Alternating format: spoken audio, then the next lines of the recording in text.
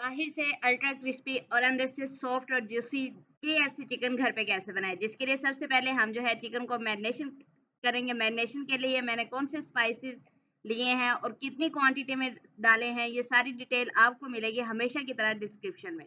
तो सबसे पहले आपने चिकन को मैरिनेशन करना है। मैरिनेशन करके उसको आपने 1 घंटे के लिए फ्रिज में रख देना है। मैंने इसमें चिली सॉस, सोया सॉस और बेसिक से मसाले हैं, लीमू का रस, ये भी ऐड किया था।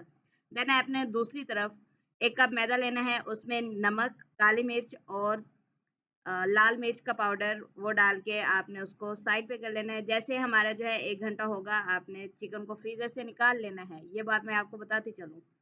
देन आपने उसको पहले आपने ड्राई जो हम लोगों ने मैदा तैयार करके रखा है, उसके अंदर अच्छी तरह कोटिंग करेंगे उसको दबा-दबा के। दबाने के बाद आपने उसको चिल बहुत ज़्यादा ठंडे पानी में, जिसको कहते हैं ना फुल ठंडा पानी, उसके अंदर आपने उसको डिप करना है और फ़ौरन से बाहर निकाल देना है।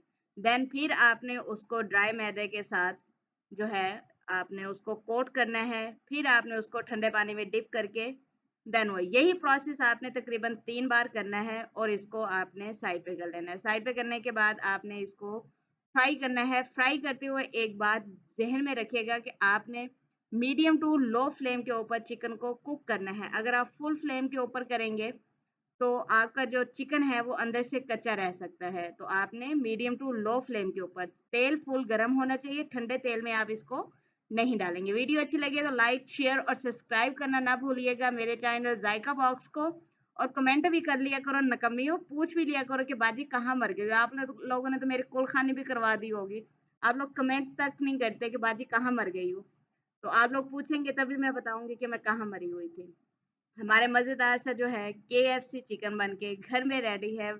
अल्ट्रा जूसी और क्रिस्पी बनके रेडी है। इसको अपनी पसंदीदा सॉस के साथ या केचप के साथ सर्व करें। मुझे रखें दुआओं में याद।